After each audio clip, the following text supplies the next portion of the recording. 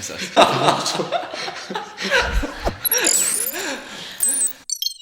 코로나 바이러스 관련해서 이제 계절에 좀 영향을 받는다 이런 얘기들이 있습니다. 날씨가 따뜻해지거나 습도가 올라가면은 활동력이 좀 약해지고 그럼 감염성이 좀 떨어질 수 있다 이런 얘기를 하고 있는데요. 실제로 이거에 대해서 어떻게 생각하세요? 그렇게 생각하는 이유가 이미 사람에게 감기를 일으키던 그런 코로나 바이러스가 통상적으로 이제 북반구의 경우에는 겨울 동안에 유행이 커지고 그 다음에 3, 4월이 지나면서 전반적으로 분리율이 떨어지고 활성도가 떨어진다라는 그런 상황 때문에 이 사스 코로나 바이러스 2도 아마도 그런 게 아닌가 이렇게 생각을 하고 있는데, 근데 지금 이제 유행하는 양상을 보면 이 좀 따뜻한 지역이라고 해야 되죠. 그러니까 동남아시아 지역에서 유행이 지금 심상치 않게 번지고 있거든요. 네. 이런 걸 보면은 실제로 기온하고도 크게 관련이 없는 것 같습니다. 네. 이제 앞으로 상황을 좀 봐야 되겠지만, 뭐 코로나 바이러스가 고유하게 갖고 있는 특징, 좀 차고 건조한 그런 날씨에서 좀 더 활성도가 높을 가능성은 있지만, 따뜻하고 습하다고 해서 전파력이 떨어진다, 현저히 떨어지는 그런 양상은 아닌 것 같아요. 이 사스코비2가 어떻게 유행을 할 거냐에 대한 많은 고민들이 있죠. 그러니까 이게 계절성 유행을 할 것이다라고 생각하는 분도 있고, 또 일각에서는 완전히 그냥 토착화될 가능성이 있다고도 얘기를 해요. 그 이유가 지금 여러 가지 기후에 크게 영향을 받지 않는 것 같다. 활성도가 좀 떨어지고 낮아지고의 차이지 그냥 늘상 지속적으로 유행할 가능성도 있다라고 판단하는 분들은 이제 그런 근거를 가지고 얘기를 하는 것 같습니다. 습도 같은 경우는 좀 더 뭐 기온보다는 영향을 더 받는 것 같다. 그래서 습도가 높아지면은 활동성이 더 떨어질 수 있다는 얘기들은 있는데 습도 관련해서는 혹시 어떻게 보세요?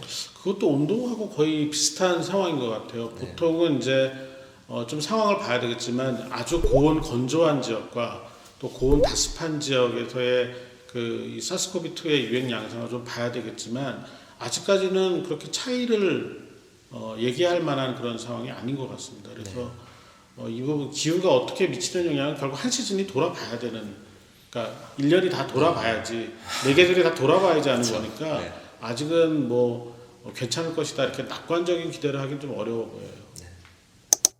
현재 지금 우리나라에서 코비드 감염 환자, 폐렴 환자에 관련해서 이제 쓰고 있는 항바이러스 제제는 어떻게 쓰고 있는지, 어떤 기준으로 쓰고 있는지 말씀해 주시면 감사하겠습니다. 우리나라에서 이것과 관련해서 의견을 지속적으로 내고 있는 데가 이제 중앙임상위원회라는 데서 계속 의견을 내고 있는데, 초기의 가이드라인을 보면은 이 항바이러스제 중 기존에 개발된 항바이러스제 중에 칼레트라라는 상품명이죠. 리토나비어, 로피나비어라는 제제하고 하이드록시클로로킨, 말라리아 약이죠.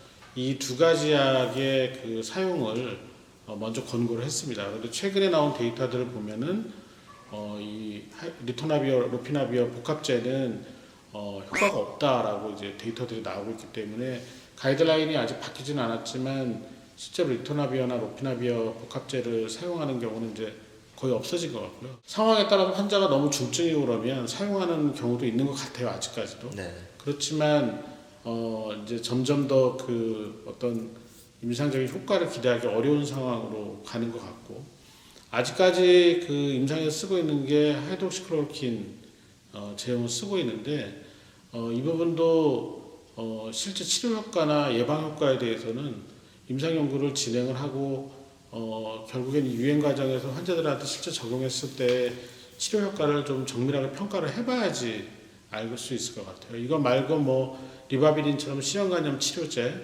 또 인터페론 종류 같은 것들이 치료 가이드라인에 있는데, 분명한 어떤 효과를 기대하기보다는 지금 당장 쓸 게 없는 그런 상황에서 치료의 어떤 대용, 어쩔 수 없는 그런 레지멘으로 지금 사용을 하고 있고, 우리나라에서 지금 렘데시비어 관련된 임상 연구가 진행이 되고 있는데, 그거는 이제 임상 연구가 진행되면서 중간 결과나 최종 결과가 나와야지 사용이 가능할 거라고 생각하고 있습니다.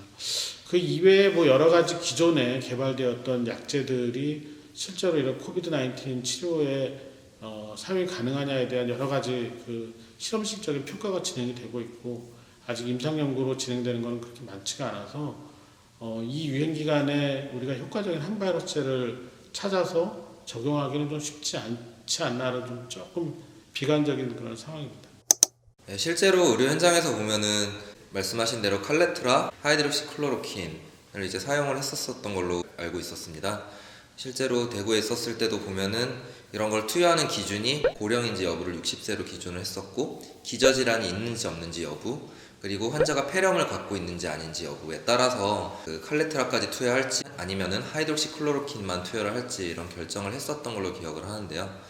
말씀하신 대로 이제 뭐 렘데시바르도 그렇고 뭐 일본에 있는 뭐 아비간 관련해서도 그렇고 최근에는 이버맥틴 관련해서 이제 구충제라든가 이런 부분에 있어서 또 이제 효과가 있다 이런 얘기 나오면서 어떻게 보면 기존에 있는 나온 약들도 계속 써보면서 이제 어떤 게 효과가 있는지 좀 찾아가는 과정이 필요하지 않을까 하는 생각을 하고 있습니다. 근데 이제 이런 새로운 치료제 가능성을 평가하는 과정에서 너무 확대 보도가 안 됐으면 좋겠어요. 네. 그러니까 지금 기존의 치료제도 효과를 좀 평가하는데 상당한 그 난항을 겪고 있는데, 뭐 지금 최근에 문제가 되고 있는 뭐 이버맥틴이라든지 또 알테스네이트 같은 항말라리아제, 백혈병 치료제 같은 그런 여러 가지 약들이 계속해서 이제 가능성이 있다라고 하는데, 사실 이거는 실험실 결과들이거든요. 네. 그러니까 이게 임상에 적용이 되려면 상당한 시간이 필요하고, 또 실제 효과가 있는지 판단을 하고 안전성이 있는지를 보려면 충분한 기간이 필요하기 때문에 이런 그 어떤 가능성에 대한 것들을 너무 긍정적으로 받아들이는 거는 조금 위험하지 않나, 네, 그런 생각을 합니다. 코비드 19 환자에 있어서 쓰면 안 된다던가 아니면 뭐 컨트라인디케이션인 약물들이 있을까요?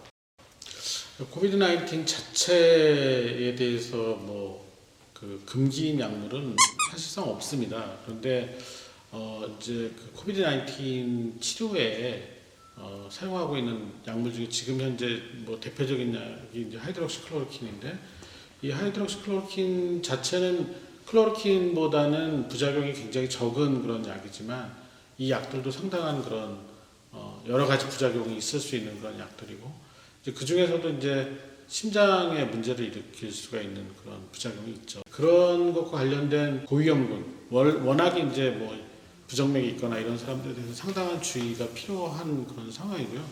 그리고 결국에는 그 환자들이, 특히 이제 고령의 중증 환자들 같은 경우는 이미 기저질환을 갖고 있는 경우가 많기 때문에 그 기저질환을 치료하는데 필요한 약물들하고 코비드 19을 치료하는데 필요한 약물들이 상호작용을 일으킬 수 있는 그런 약들이 있는지를 좀 세심하게 보면서 치료를 하는 게 필요할 것 같습니다.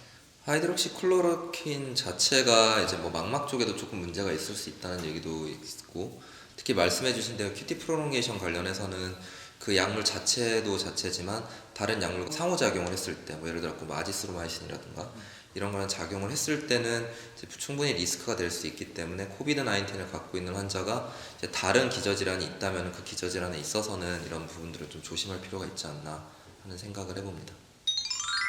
여기까지 이제 마지막 질문이었고요.